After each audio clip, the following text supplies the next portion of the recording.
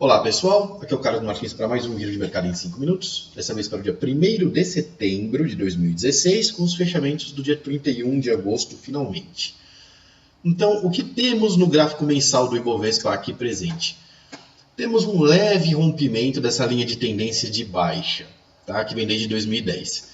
A gente está no limite do rompimento, ele rompeu, né? Um cravamento, como a gente costuma ver aqui, acontece se ele tivesse tipo 400 pontos para baixo nos 57.500, a gente consideraria isso como um cravamento da linha e aí em setembro já começaria, né, sem perspectiva nenhuma de alta. Se acontecesse alguma alta em setembro, seria sem a ajuda dessa perspectiva aqui.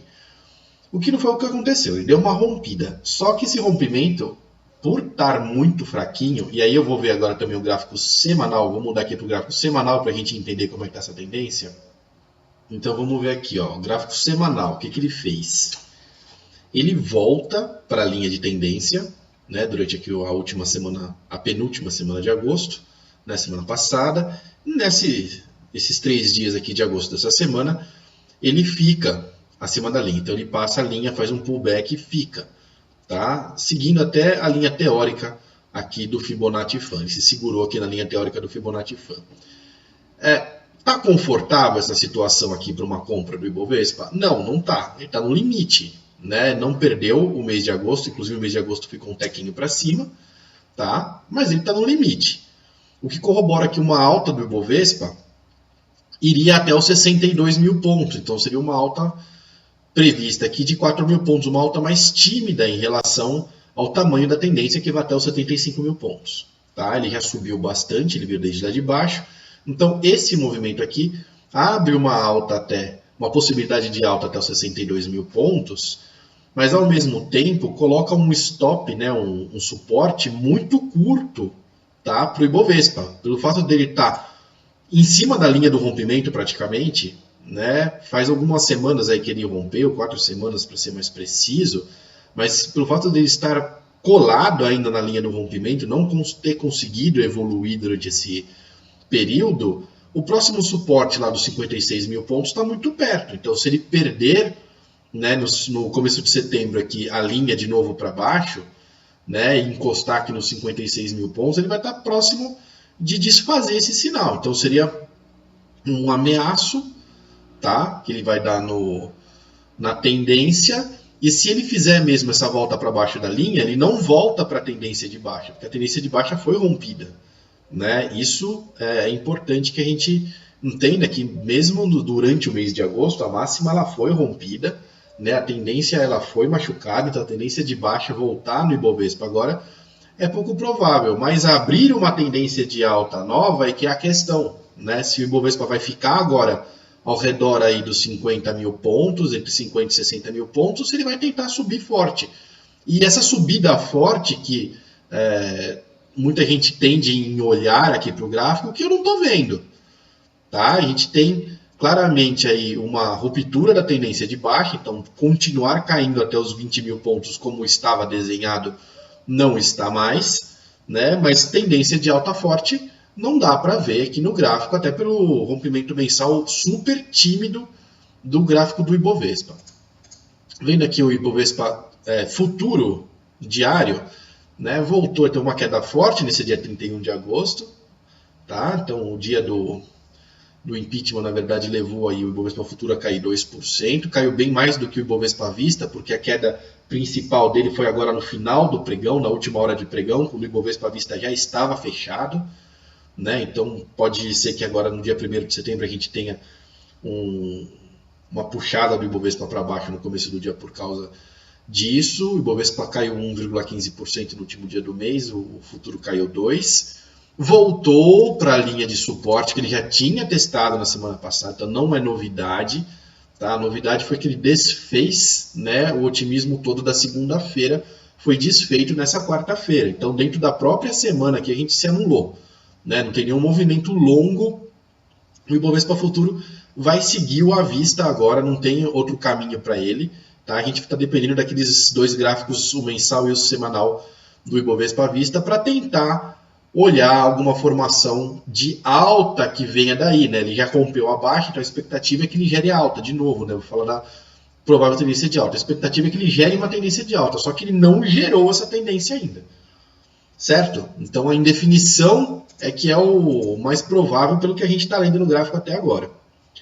Então, agora do dólar que segue na mesma toada, 3,25 para ele, dólar que mudou, né, para a série V16 hoje, né, ele saiu da U16 que vinha até ontem, mudou para V16. Hoje as duas ainda foram negociadas, a partir de 1º de setembro a gente tem só a série V16 sendo negociada, então tem um embutimento aí de um dia de juros que a gente vai ver amanhã, tá? Um mês de juros, quer dizer que o dólar vence todo mês, então tem um mês de juros para entrar no preço que a gente vai ver amanhã aqui nesse gráfico. Eu uso o gráfico do dólar futuro sem correção de juros, né? Eu sei que tem gente que prefere aí fazer correções teóricas e tudo mais. Eu prefiro muito mais sem correção de juros, a gente vem acompanhando ele há muito tempo e sabe que esses pontos são super válidos, principalmente esse gap aqui grandão. A gente viu ele ser respeitado um ano depois, né, sem esse ajuste, então eu uso sem o ajuste de juros e essa tendência que a gente está olhando para ele, tá? Entre 3,16 e 3,27. Ele está testando o 3,27 já faz alguns dias. Se ele romper para cima o 3,27, a projeção vai até o 3,39. Só acima do 3,39 é que ele mata a tendência de baixa, e ele se colocaria também numa indefinição. Abaixo do 3,16 a gente tem uma faixa de suporte que vai até o 3,13, que eu venho falando todo dia. Abaixo do 3,13 aí sim abriríamos uma nova projeção de baixa até o 3,03. Entre 3,16 e 3,27 ele fica se movimentando e não há uma projeção definida, tá? Então ele está no curtíssimo prazo indefinido o dólar. Aqui a Petrobras, né, falando do porquê que eu acho o gráfico mensal do Ibovespa, que a gente acabou de ver, perigoso. A gente tem a resposta já aqui no gráfico diário da Petrobras. Ontem ele tinha dado aquele rompimento do 12,88. O que ele fez hoje? Voltou, criou uma estrela da noite, tá? Que é uma sinalização de baixa do gráfico da Petrobras, que pode jogar o preço de volta aqui para o próximo suporte, que está na casa dos 12,20.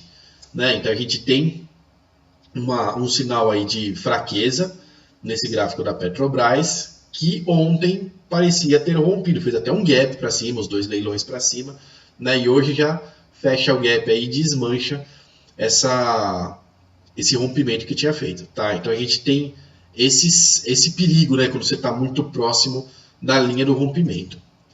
Então agora da Vale 5, que voltou hoje até o limite, né, do canal de alta estendido para baixo aqui, então seria até o 14,42. Se ela perder mais aí, não tem mais esse suporte, tá? A gente tem uma outra linha aqui também do 14,35, que é uma linha horizontal, baseada na tendência dela, do Fibonacci.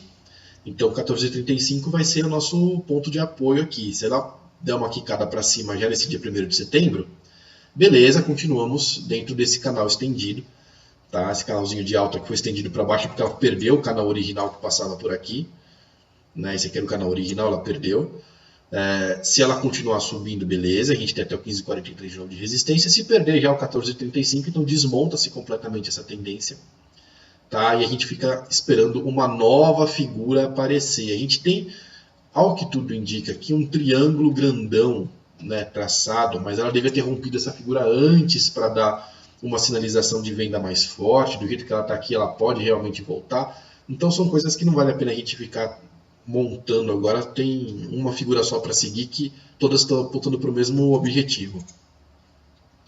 Falando agora do Banco do Brasil. O Banco do Brasil que caiu de volta para o 23,11 hoje, né? Ele tinha dado uma rompida aí na semana passada. Ele que está com 21,51 como suporte, então a provável tendência de bater nos 25,19 dele se mantém até os 21,51, depois que ele deu sinalização de compra, tá? Mas realmente a volta, esse pullback dele aqui, que a gente viu agora no último dia de agosto, pode ser perigoso. Vai depender do que acontecer agora no começo de setembro. Fim de mês, né? Último dia útil de mês, ainda mais com votação de impeachment que a gente teve, o Dow Jones também lá com uma super volatilidade e tudo mais. Esse último dia de mês é um dia carregado de viés. Tá? Então você tem um monte de gente operando para o fechamento do mês e menos para a tendência do médio e longo prazo. Então a gente vai ver agora no começo de setembro como é que esses papéis reagem e aí sim ter extrair, né, uma visão mais realista do que está acontecendo. Aqui o Itaú, que voltou para o 33,57, que ele não muda nada, né? Ele estava comprado e continua comprado até o 37,88, estava mais feliz e contente perto da projeção, voltou mais um pouco de novo, mas o suporte dele continua lá no 34,00, ainda está meio longe. O movimento novo que ele fez aqui, que pode ser lido aqui como um topo duplo, que já é mais perigoso, porque se ele perde aqui o 34,97, esse último fundo, né, a projeção que se monta de R$ 1,70 para baixo vai até o próximo suporte abaixo de 34, portanto daria um stop nessa posição comprada, se obviamente ele perder essa linha de fundo aqui direta aqui nos próximos dias. Tá? Se esse movimento do dia 31 de agosto for um movimento pontual, como eu acabei de falar no gráfico do Banco do Brasil, e voltar a subir o Itaú de novo, segue a tendência e tudo mais. É uma tendência comprada que está ameaçando, né, desde o começo, está gerando um pequeno lucro por enquanto ainda, né, está se arrastando por um tempo grande e vai se arrastar ainda por mais algum tempo, não tem o que fazer. E para encerrar, vamos falar da Ambev que segue segurando aqui nos R$19, né, o último suporte dela. Se ela perder esses R$19, ela pode dar uma afundada até o próximo suporte dos 18,40, tá? Que inclusive foi alvo do último fundo dela aqui. E pode até tentar beliscar a casa dos 17,90 se ela passar batida pelos 18,40. Então a Ambev, que tinha, né, toda uma projeção aí de subir montada, não conseguiu passar do topo anterior dos R$20, né, fez um topo duplo aqui. Então ela tem agora uma resistência forte nos R$20 e está lutando justamente na outra ponta para não cair dos 19. Agradeço muito a presença de todos e até o próximo giro de mercado em 5 minutos.